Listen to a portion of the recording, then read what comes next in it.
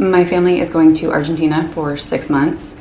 We are leaving in the beginning of June and we're coming back the middle of December. We are going for my husband's job and we're pretty excited about it. The question I've been getting a lot is how are we preparing our daughter for this big change and this trip? For context, our daughter is 7, she is autistic, and change is hard. So I want to share a couple of things that we are doing to help her with those transitions. We've known since August that this was kind of a thing that was happening, but we told her at Christmas time so that she could kind of get used to the idea. We have been looking at stuff online. We've been talking to her about different things. We've been giving her as much notice about the activities that we're going to do and when we're leaving as possible.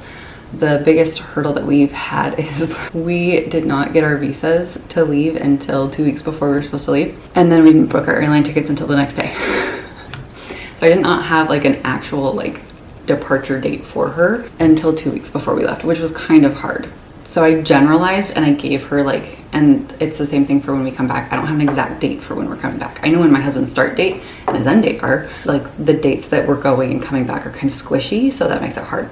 So what I've done is I've told her we're leaving the week of June and the date, and we're coming back the week of December. And then the one date that she's really attached to that I've been able to give her is the date that she goes back to her elementary school that she's been attending here in Tennessee. That's helped a lot too. And so she knows that she's going back to school on that date. She will see all of her friends again then. Her routine will go back to normal then. Some of the other things that we're doing, and I will show you how I've made these things, is first is I have done choice boards for her clothes that we are taking. Obviously we can't take all her clothes. She has a lot of clothes.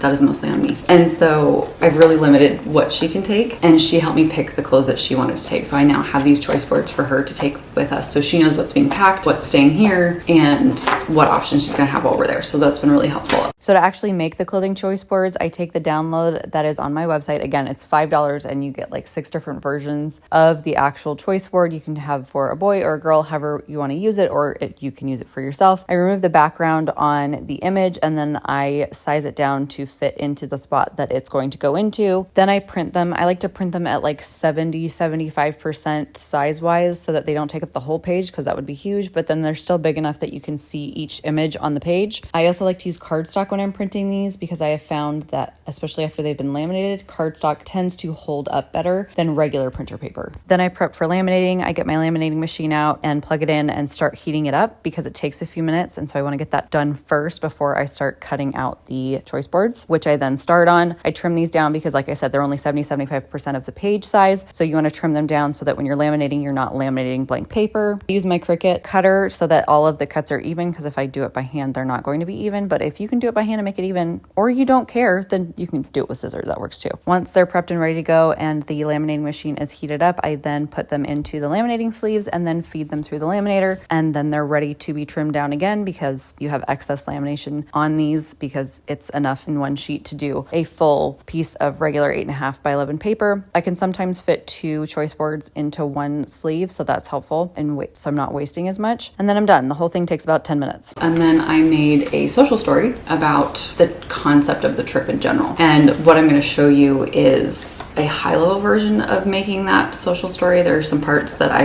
wasn't going to share on the internet because that's too much identifying information for my comfort level, but you'll get the gist of it, basically. These have helped a lot. I actually made 2 copies of the social story. She has one in her backpack, and she keeps one at home so that she can read it whenever she wants to, whenever she's feeling anxious. I'm sure both will go with us to Argentina. Some of the other things that we've been doing to help her, in the process of packing and getting ready to go, is she is going to pick out the toys that she takes, and I've been talking to her about which ones she wants to take, and she's going to start doing that once school's over. And then also she was very concerned about what would happen to her stuff, like her toys and her clothes and her bedroom while we were gone, and her books. And once we had confirmation that the family friends that were going to stay in our house were staying in our house, that gave her a lot of relief, because she was like, oh, someone else will be here and take care of my stuff. I was actually really worried about that because she really doesn't like sharing her stuff, but it turns out in this case that she was actually really worried about her. I laugh saying that. She was concerned about her room being taken over by houseflies, which is part of the reason why she did not know about the mealworm infestation in the pantry, because that just would have added to that anxiety.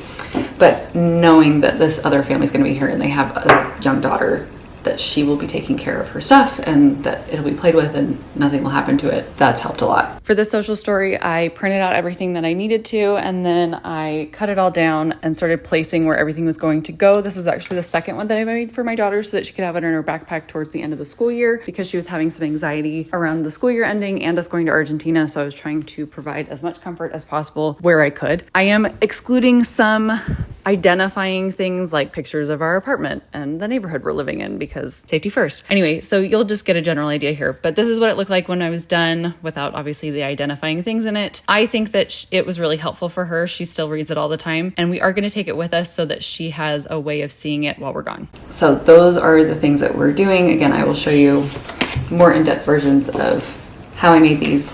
These are available on my website. They're a $5 download. Super easy. Makes your life a little bit easier if you have a child that needs, just if they want to see what's in their closet. I actually have thought about doing this for myself. Just have not had the time. The social story, I have other social stories on my website. I don't have this specific one because this one is so niche and so specific. I couldn't really make one that would be available for other people to use. Sorry. So those are the things that we've been doing. Hopefully that helps, and you can get some idea of what might be helpful for you if this is something you're doing in the future. Thanks for watching. Be sure to subscribe.